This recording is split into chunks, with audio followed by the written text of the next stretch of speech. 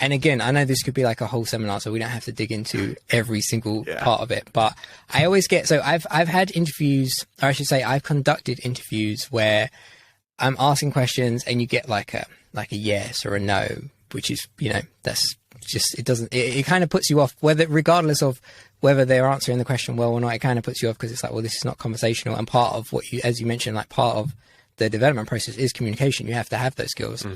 And then the other thing is I definitely feel like people undersell themselves massively. So like I've been in interviews with interviewers who I would consider they're bad interviewers, right? They ask me bad questions. And if I only answered the question that they asked me, they would walk away thinking this guy's not got the skills that we need. Because you didn't ask me if I have the skills that you need. You asked me, you know, whatever questions you Googled for interviews. And so in that scenario, like I'm experienced enough to know, right, the guy's asked me this question, it's irrelevant. I'll answer it. And then I just go off on a tangent and list, you know, whatever was on the job spec. I have all of these things.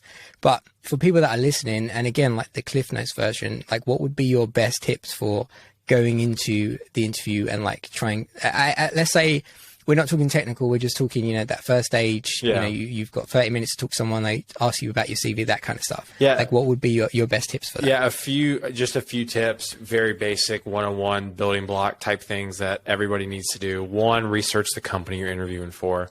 But then like also like research the company. And then also, and I just thought about this idea. So Rob, this is a podcast special. Yeah. Try to tie in something in your life and why you would be passionate about that company. Okay. Right. So for example, like, you know, I'm recruiting for a clinical trials company, right? And like this one guy who interviewed, he was so passionate about their mission because if it wasn't for clinical trials, his dad would have died or something like that. Dad or brother or somebody in his family would have passed away because clinical trials is the one thing that saved them. So like, that's huge, right? Like, so researching the company, research the people you're interviewing for, right? So like, we hired a guy for my team internally at Vaco, earlier this year.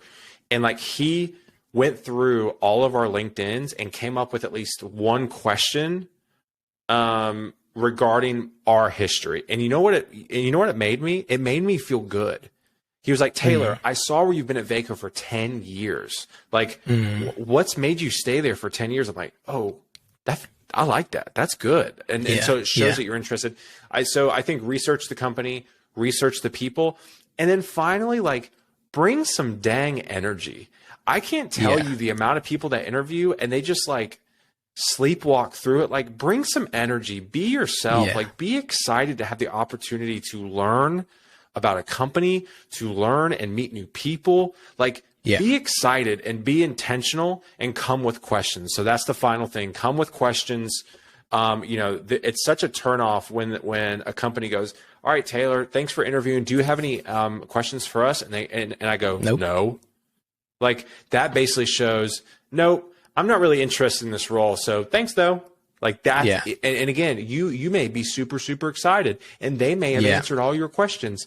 Well, you need to come up with some questions. And so that's what I'm saying. Walk into the interview with 5 to 10 questions to make sure that you have something to ask at the end of the interview.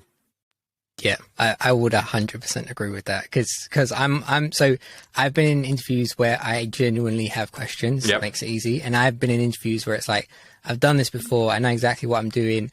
I'm not that interested. I kind of just want to get paid. But you can't, to your point, if they ask you, have you got questions? You're like, nope. The next person who has questions are going to be like, no. So like, just make them up. Ask them. You might know the answer. Just make up a question and ask it to them. Engage. Yeah. 100%. Okay.